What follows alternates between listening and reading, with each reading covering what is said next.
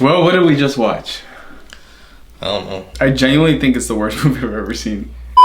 Hello everyone, this is Jerry Bash. So you're introducing me now? Hey guys, welcome back to another episode on my channel. I'm Jerry Bash. I'm joined with a special guest today, Merky Unlimited. We just finished watching the movie called Hubie Halloween, starring Adam Sandler and some other C-list celebrities. Treats than tricks. Halloween's upon us. Before we get into that, so we both watched the trailer and we both gave our thoughts. We both wrote down our thoughts on what we think it was going to be about and our expectations. So I'll start with you. What do you thought? What was your expectations going into the movie?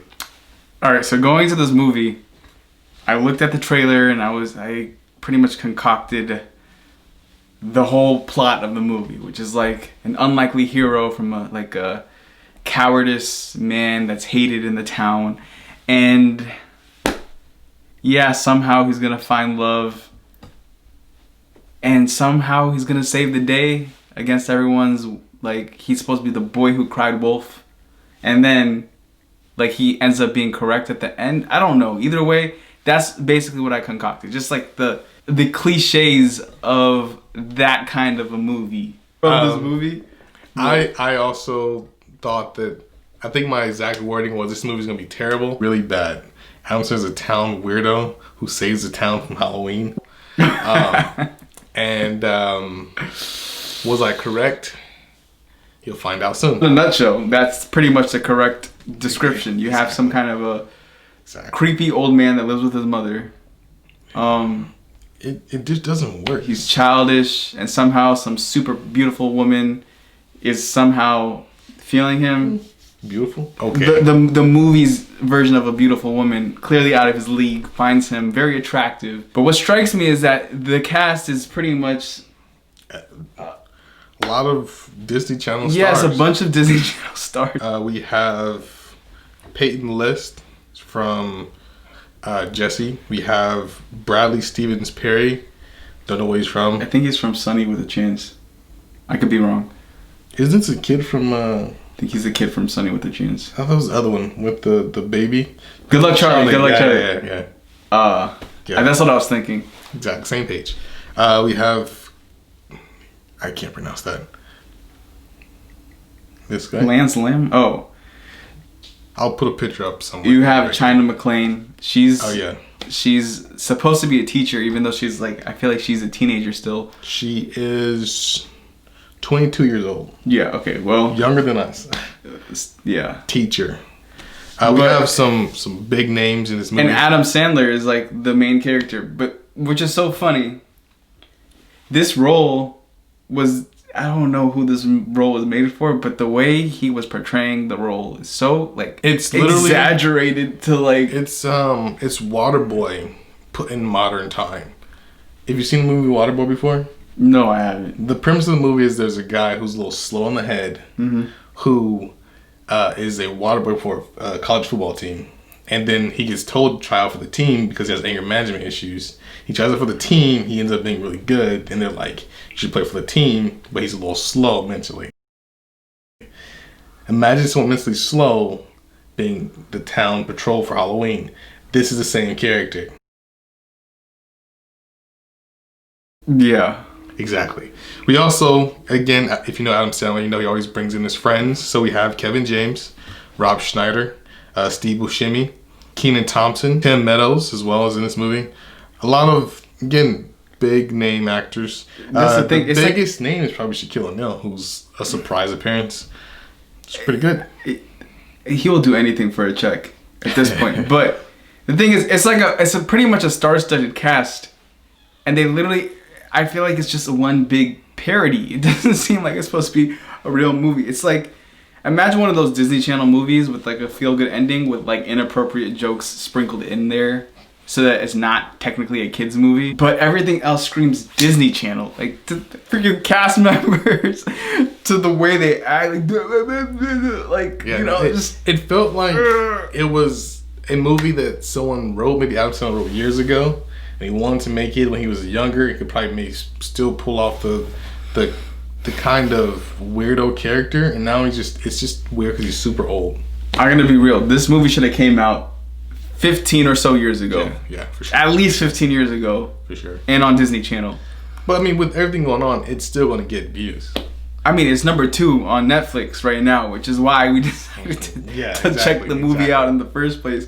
But I just don't understand who this movie was made for. I said earlier, it feels like maybe like later in the middle school years when you're just getting into the humor, the kind of grossish jokes and stuff, but you haven't fully let go of Disney Channel.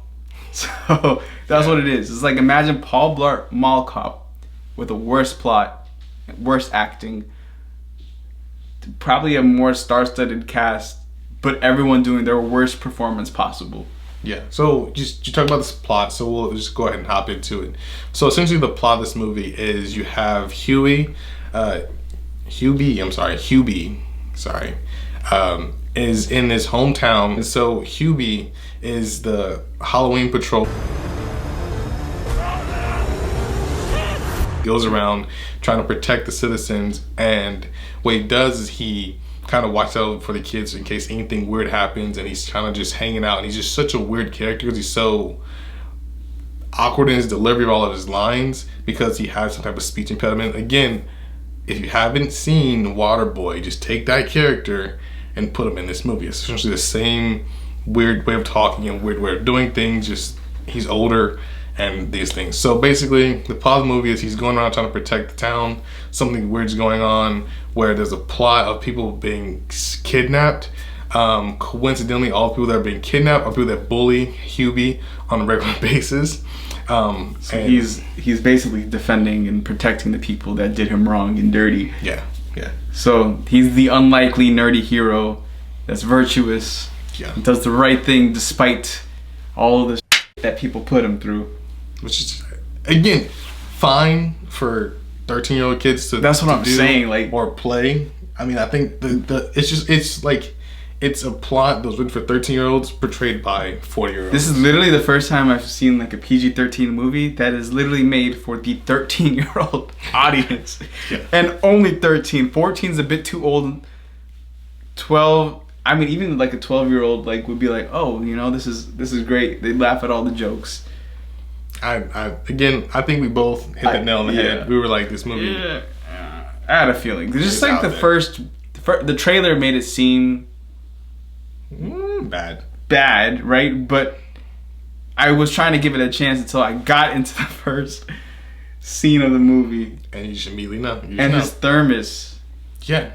He carried on this thermos, which is kind of like his secret weapon, like his his Inspector Gadget jacket, basically. Everything that's anything. It was a screwdriver. It was a grappling gun, flashlight, a vacuum cleaner, umbrella. Like, what did it? But then flare thrower. It also was a blender for his soup that he carried into. Yep. Which makes no sense. Would you lose your thermos? Oh, that'll never happen. This is insane. All right. Well, I guess that's basically it. I mean.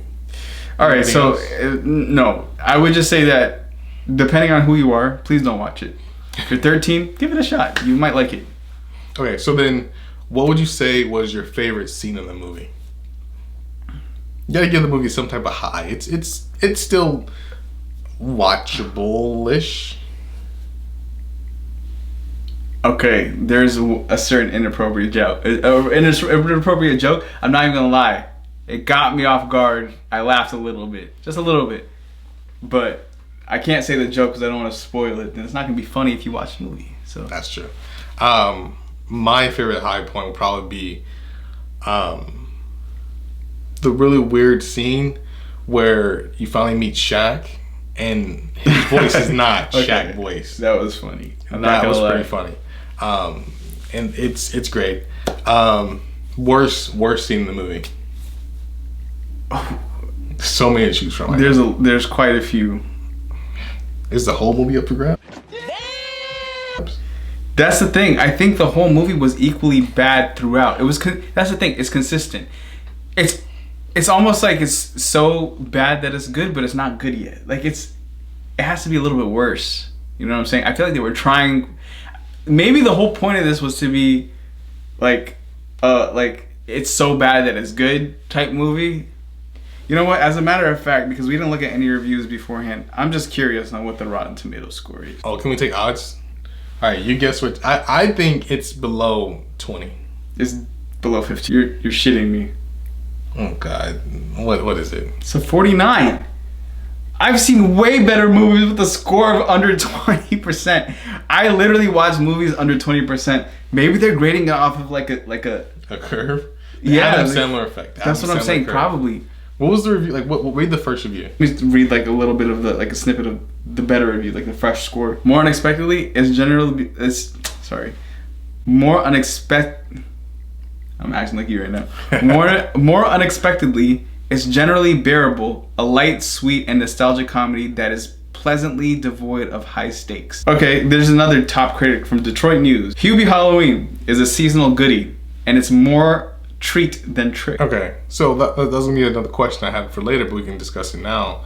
Do you think this movie will become like a cult classic or a movie that people are like, oh, I can't wait for Halloween to come out so I can watch Hubie Halloween? Like, people go back to witches during Halloween, or like with Christmas time you watch Rudolph and all that stuff. Do you think this will be another cult classic? Absolutely not. We have Halloween Town. There's so many great scary movies. We have Hocus Pocus. Like, if you're looking at childish type movies that are good, I don't think I've ever seen in my head, it's like Disney Channel movies. I would rather go for something that's authentically childish, right? It's not pretending. Maybe it's above us. Above us. No. There's no way that it's 49%. This doesn't even make sense to me. It's oh my god. Insane. The movie is so bad. I've literally watched, I'm not going to say the movie, but I've watched a movie that's 6% on Rotten Tomatoes, and it's genuinely like 10 times better than this. Genuinely. I don't know where they get these scores from. I don't know how they come up with these ideas.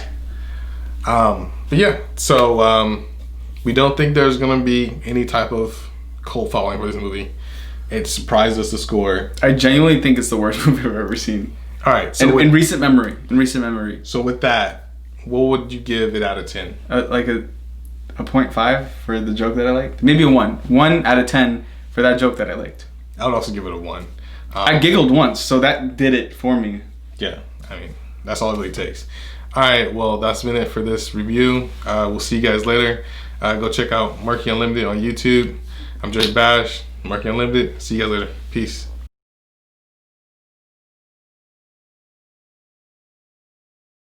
Oh man, I hate this, man. It's hair, whack. It's gear, whack. It's jewelry, whack. The way that he talks, whack. The way that he doesn't even like to smile,